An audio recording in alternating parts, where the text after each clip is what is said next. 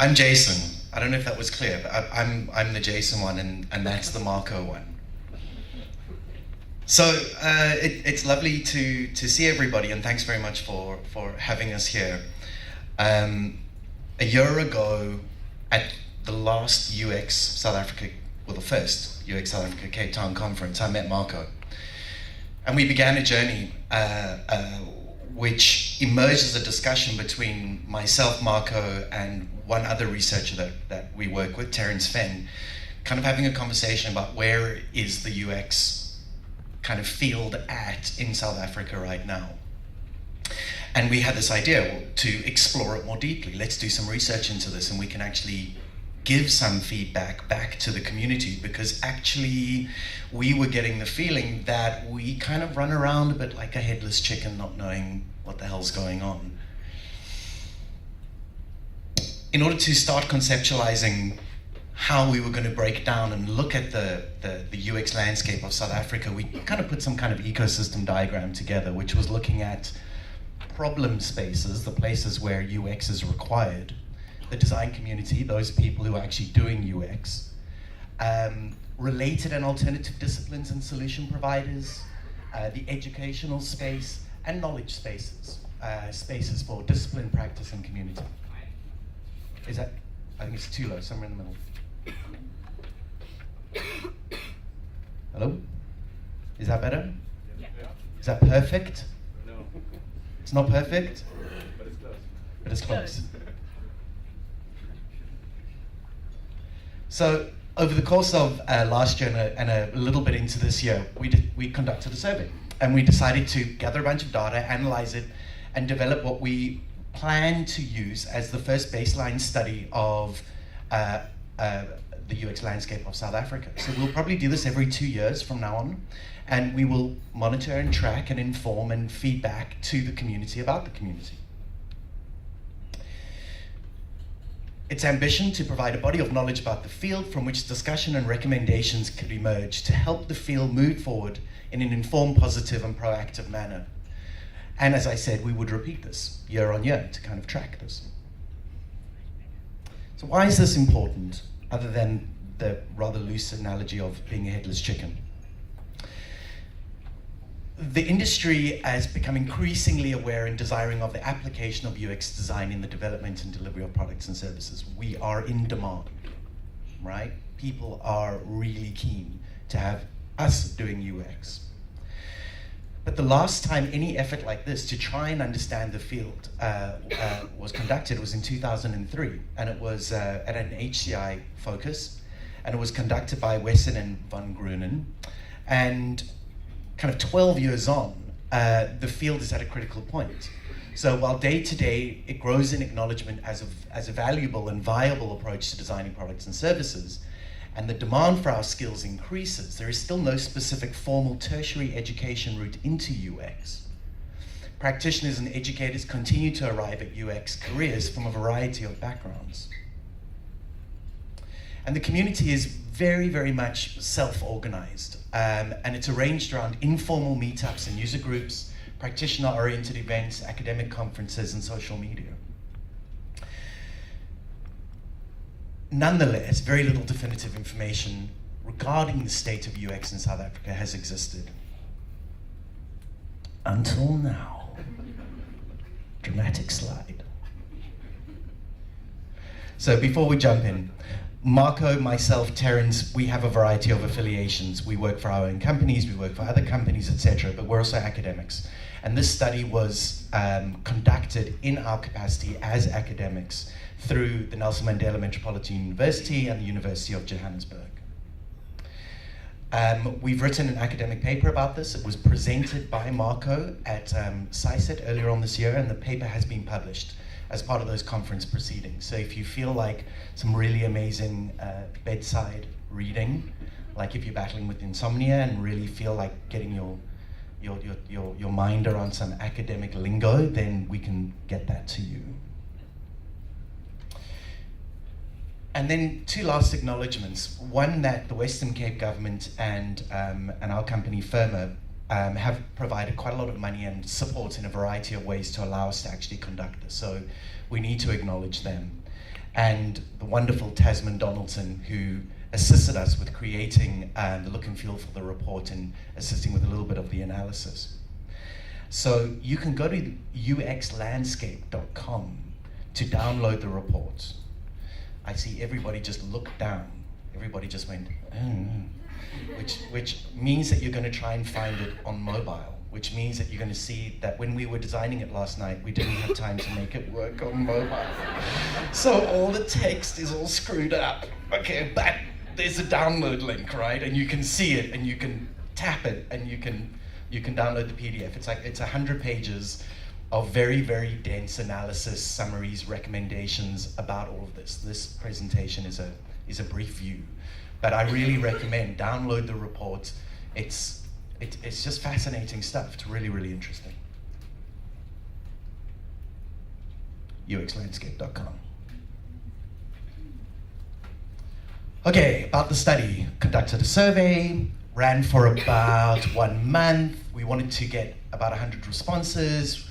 We didn't get that. We extended it to 6 weeks, got about 105 responses. We used the South African User Experience Forum on Facebook and Google groups to create awareness, as well as our LinkedIn UX groups, Twitter accounts of the authors, and email invites sent directly to academic institutions and UX professionals in our network. Our target audience, we wanted to understand UX practitioners in South Africa, organizations offering UX services or conducting UX in South Africa, and education and educators in the field of UX in South Africa.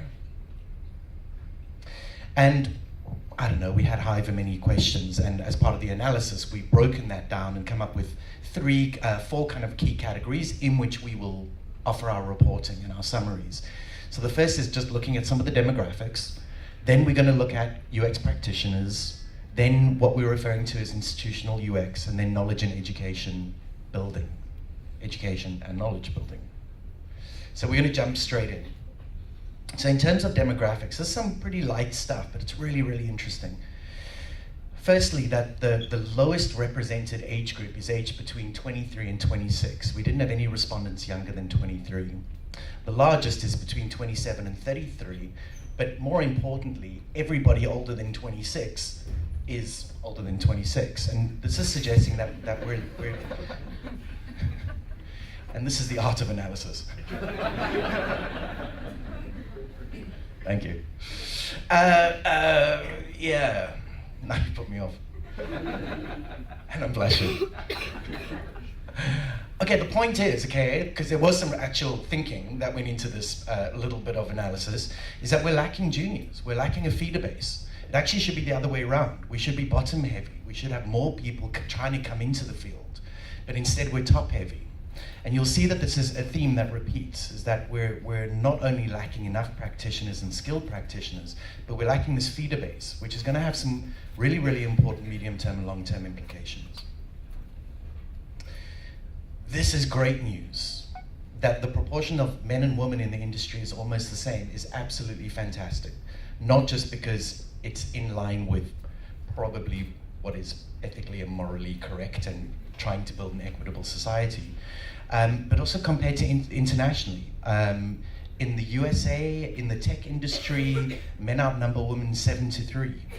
Various industry studies have seen that women only constitute 26% of within the industry. So what we've got going on here is fantastic, and bodes really, really well. This is another really, really good and positive piece of data. 92% of those that responded to the survey are employed, and there is demand. These are really, really great stats and really good figures. Perhaps predictably, the majority, over 80% of practitioners, are either based in Johannesburg and Cape Town. I say predictably because they are, two of our biggest metros, but I think the kind of corollary of this observation is that we could be doing a heck of a lot more to promote UX in our other metros, and that's obvious. A lot of what's happened in Cape Town and Johannesburg was born of local community events and activities, and we're starting to see these emerge in places like Durban. So this is an area of focus if we want to continue maturing. Looking ahead, increased awareness, advocacy, and support should be offered to locales other than just Johannesburg and Cape Town if we want a broad-based uptake of UX. Further, the field needs to attract new entrants at junior levels. This too stresses the need for increased awareness, advocacy, and support. And lastly, that our findings indicate an extremely high rate of employment for both men and women, and this should be emphasized in efforts to attract new entrants across the country, as well as the high rate of employment. Yeah. So that was just like a taster, like a little bit of an intro from a demographics point of view. We do have more demographics in the report, etc. And some of them are peppered through, but I think I'd like to hand over to Marco to take you through our next two sections. The first of which is UX practitioners. Thank you, Jason. Good morning, ladies and gentlemen. Let's get straight into it. Let's look at some of the results from a UX practitioner point of view. So if we first look at some of the communities where we as UX practitioners participate, whether it's online or at conferences. So most of you should be aware of the South African User Experience Forum on Facebook with 998 members since this morning. If you are in this room and not on this group, I would recommend that you join now. So here's often posts on jobs availability, meetups in the industry, useful articles every now and then, and once in a blue moon some nice Chinese spam, but trying to control that. And then the equivalent, of course, on Google, also the SAUX forum. There's about 358 members. It's not as active, but definitely something happening there as well. If you look at, there's a UX South Africa LinkedIn group. And then, of course, Theo and the team has started a YouTube channel where you can, of course, view all these wonderful presentations, the videos of those. If you look at the meetup space, some of the prominent meetup pages, Cape Town. So there's quite a few meetups happening there during the year. UX Joburg. There, Jason also mentioned in Durban there's something happening. Anybody from Durban here? Oh, that's great. And then, of course, this wonderful conference, UX South Africa, the third one. All of them sold out to date, so also certainly making a difference in the UX community. Some of the other conferences include World Information Architecture Day, and then also PsychSit, the more sort of academic side, but where you will find a lot of academics in the UX industry presenting. And then also, like the UX Masterclass from Google, you can see that was presented in Cape Town earlier this year, so there's a lot happening. So looking at this, the UX practitioner, we basically identified three themes: the high demand for practitioners, a shortage of skills, and a lack of field-wide professionalization. So let's get straight into that. If you search for UX jobs currently on some of our South African jobs websites, there's an example, CareerJet, user experience, there's over 4,000 jobs listed. Well, fair enough, probably not all directly, but the point is there's quite a bit. If you go into something more specific like UX designer, there's over 227 jobs listed there. For example, on Indeed, again, 269. So the point we're trying to make here is that there is indeed a demand for UX practitioners at the moment. One question I have is, do some of our local job websites, I won't mention the name, understand what a UX practitioner is? For example, the second listing there is a bridge design engineer. And before you tell me that's more service design, I did read the description. It's nothing to do with UX, unfortunately. So let's get into that. The demand of these resources present a few items we need to look at. As Jason mentioned, there's a low number of entry-level or junior practitioners. 25% of the respondents indicated that they had less than 3 years experience. And then more of a positive, there's a relatively high salaries from the respondents in the industry. So 29% earn between 300 and 500,000, and 42% above that. Okay, so if you look at this, 36% of respondents have between 3 and 6 years experience, 22 between 6 and 9, and only 17 over 9 years experience. And yet, in the same survey, when we asked them, what are the top challenges faced in today's day-to-day work life, 29% said a lack of skilled UX staff, finding skilled staff, or a lack of sufficient resources. So, this brings us to this slide. We asked the respondents to rate themselves. At what level are they? A massive 47% they said they are at a senior level. Only 11% junior. So if you look at that, in contrast to the 39% that indicated 6 or more years on the job experience, only 11 having between 6 and 7 years, something doesn't quite add up. So this is what I like to call the earmuffs slide. So this is our view of those stats, putting the seniority figures a lot lower. So people are saying that they have a lot of experience, but we are saying from this that is not necessarily true. And what it's getting at, if you have only had 3 years experience, you can't call yourself a senior person. So looking at that, 73% indicated that the companies rate them at the same level as which they rate themselves. So looking at all the other stuff in the context of a high demand for practitioners, the assessment that practitioners are likely to be less experienced and skilled than they actually are, or that their employers tell them that they are, our field stands in a predicament with potential negative consequences. So you'll see this goes on to the next sort of theme as well. So the apparent lack of professionalization of the UX field in South Africa could be worsening with the above points. Let's see why. Again, it's job related, so we asked people what's your job title, and a lot of different titles came through. 56% in the directly UX related, such as UX designer, UX architect, UX manager, that sort of thing. 11% from the development side, 10% graphic design, and quite a few others. What we are getting at is that it's a barrier to entering the UX job market with the sheer number of confusing UX job titles. There's actually a spoof website mocking our industry with the amount of bizarre job titles out there. So if you look at this one, they sort of broken down keywords, and I want to share a few with you. There's one, Chief Visual Unicorn, Principal UI UX Rockstar. I think that's where a lot of the confusion comes in, is combining those two. Midweight User-Centered Design Ninja. And so just another few there. Lead Mobile Human Factors, Head Interaction, Principal Mobile IXD. So various terminology.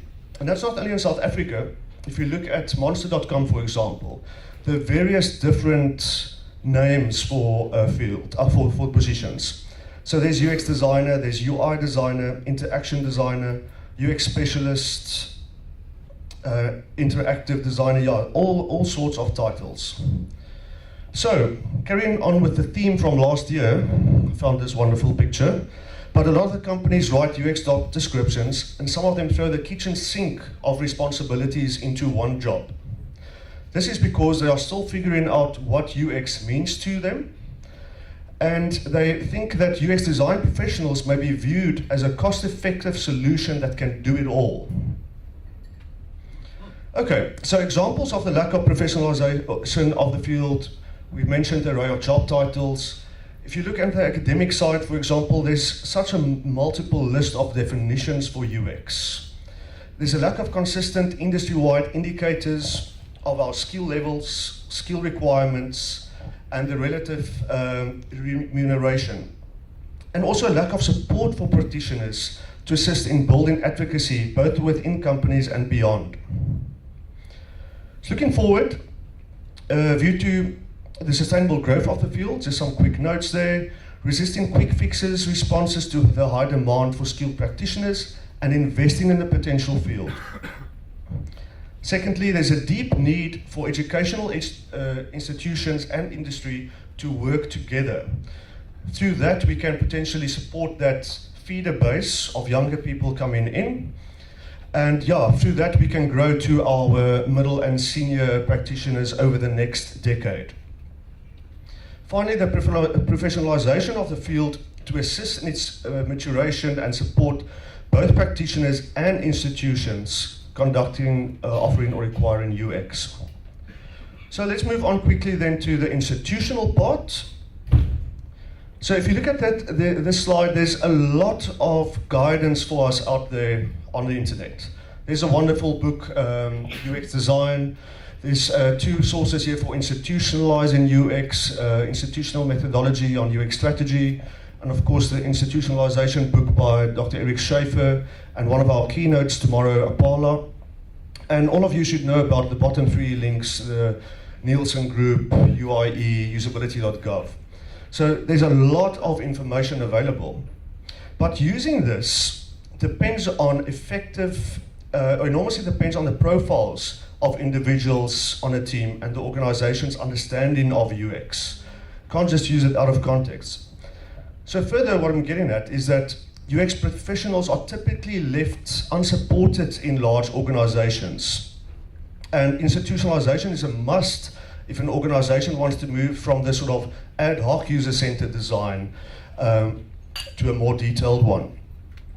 Okay, so Jason mentioned the 2003 study. Let's just quickly look at a few of the key points that they noted then.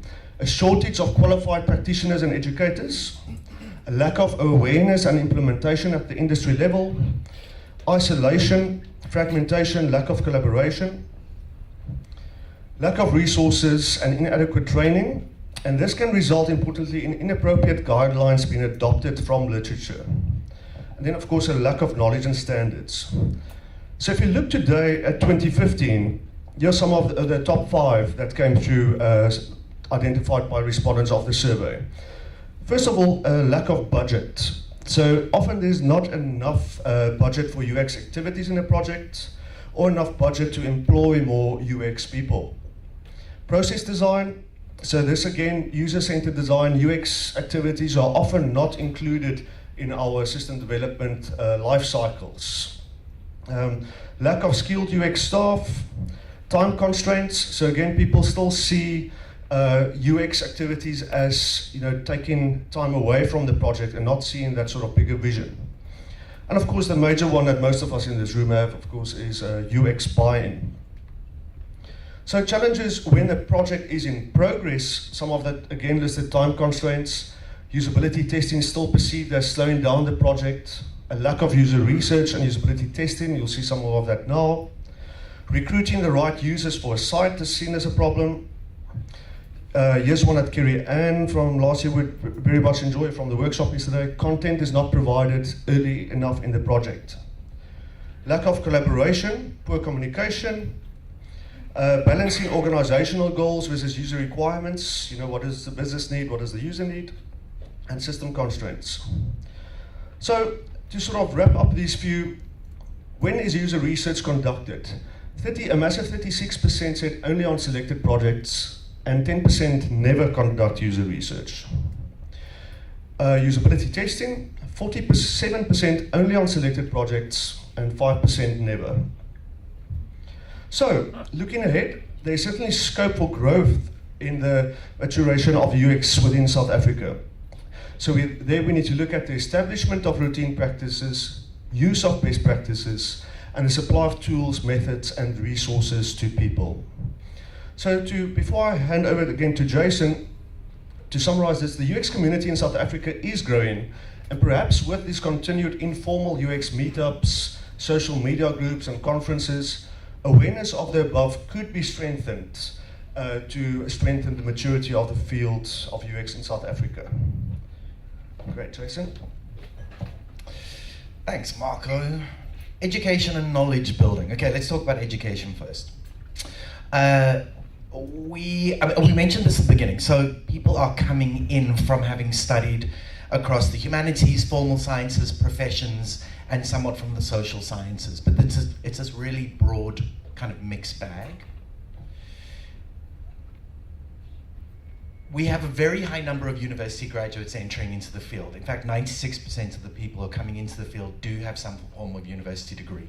However, the majority of degrees are either at the up until undergraduate or at the honors level. So there's this big gap around that kind of master's level entrance. The universities which are contributing, the majority of students, University of Cape Town, followed by University of Pretoria, then Wits and University of Johannesburg, and a variety of others. So this trend of practicing UX without formally studying UX specifically is echoed in relation to short courses, where nearly half of the respondents report to have never studied a formal UX course, and of those, the majority have completed 2 or less. When asked what sorts of skills or knowledge would be required by people of the field of short courses and things like that, 60% responded skills and techniques, 26% responded methods, disciplines, and approaches, and 14% spoke of business-related knowledge. In terms of the feedback that we got, like most mentioned items and things like that, usability testing, user research, and information architecture were the 3 dominant things which people repeatedly said, we need.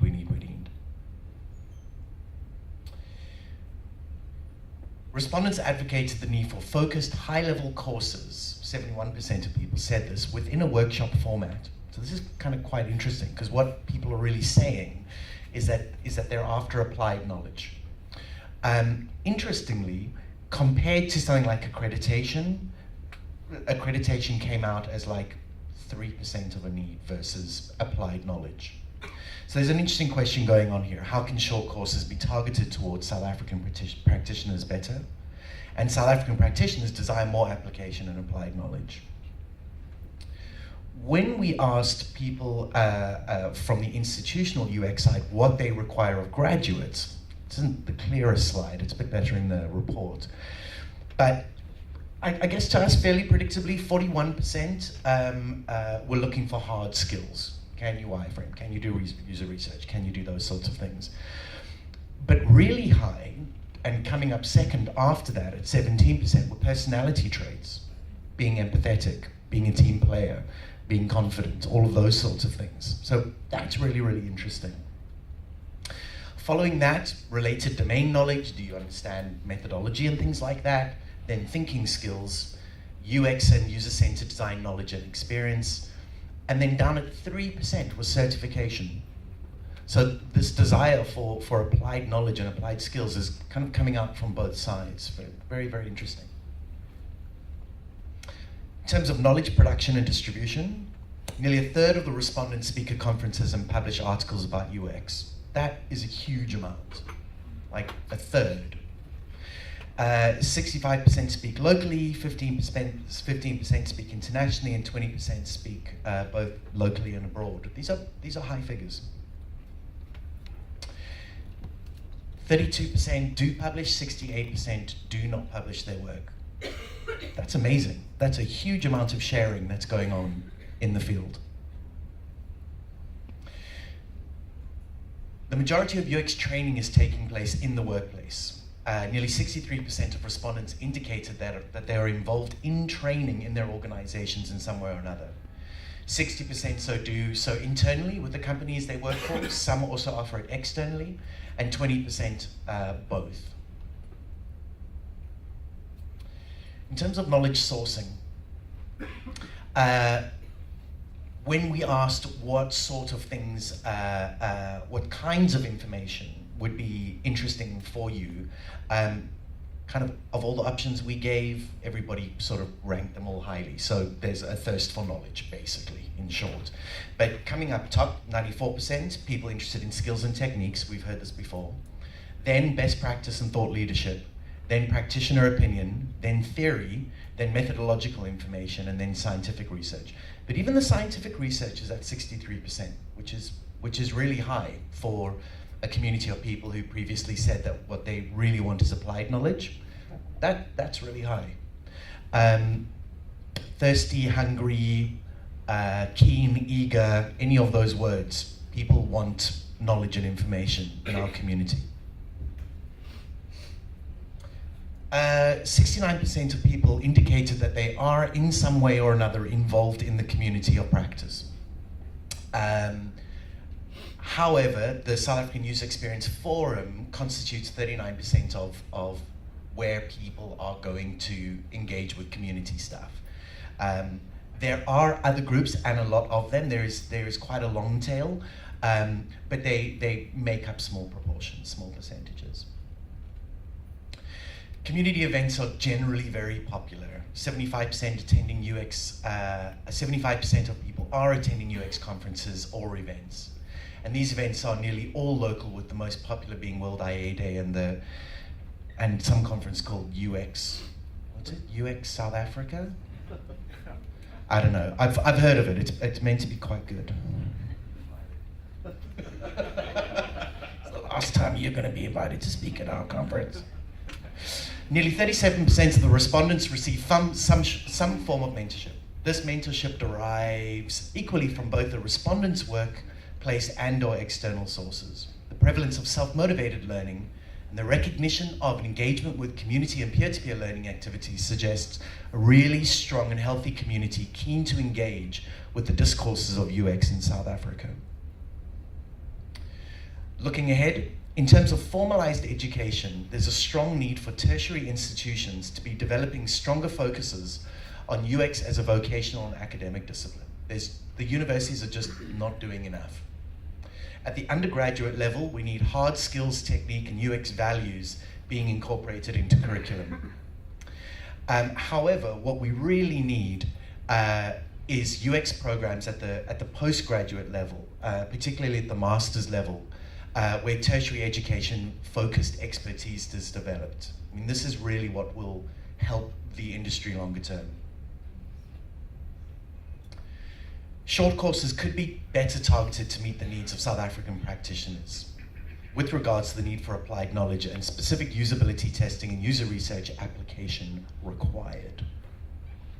As a community, we need to play a stronger role in increasing awareness and advocating the value of UX to stakeholders in the education sector. There's a massively strong argument that we can be making to the educational space, which we currently are not making. And there's a gigantic gap around this that we are all battling with right now. And lastly, before we move on to our very specific final recommendations, in order to build on the existing positives, it's recommended that the following could take place.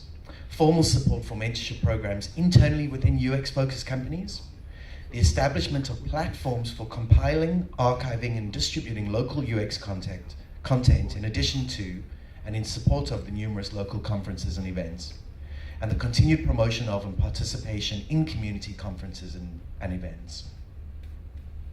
So we are 3 slides away from being done, but we just want to kind of do a bit of a sniper shot at the end in terms of our recommendation. Thanks. Okay, ladies and gentlemen, so in terms of recommendations, we basically have 3 themes. An increased awareness of and advocacy for the field of UX in South Africa. So how can we do this? We need to particularly look at areas other than Joburg and Cape Town, as we mentioned. How can we grow the industry in other metros? Within our educational institutions, offering short and part-time courses, undergraduate and postgraduate degrees. Just an example on the postgraduate degrees in the States, for example, you can get a master's of UX at several universities. So when will something like that emerge in South Africa? And then broadly across all industry verticals. Number 2, develop educational support so that short term, how do we fill that existing skills gap? We need to fill that existing skills gap. Longer term, to provide work-ready graduate and postgraduate candidates. So for example, internships, the degrees again, and then increase communication and collaboration between industry and education.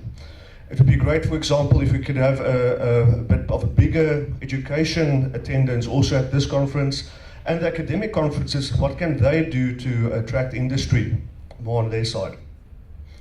Finally, professionalize the field. So develop shared cross-sector language standards and definitions. Develop shared cross-sector indicators, again here, of skill levels, skill requirements, roles, titles, and of course the salaries that go with that. So that is a piece of research that we would like to take on next. And then finally, build local knowledge to support the practitioners, organizations offering UX and the educational institutions. So ladies and gentlemen, we've got our work cut out for us. and we thank you very much for your time.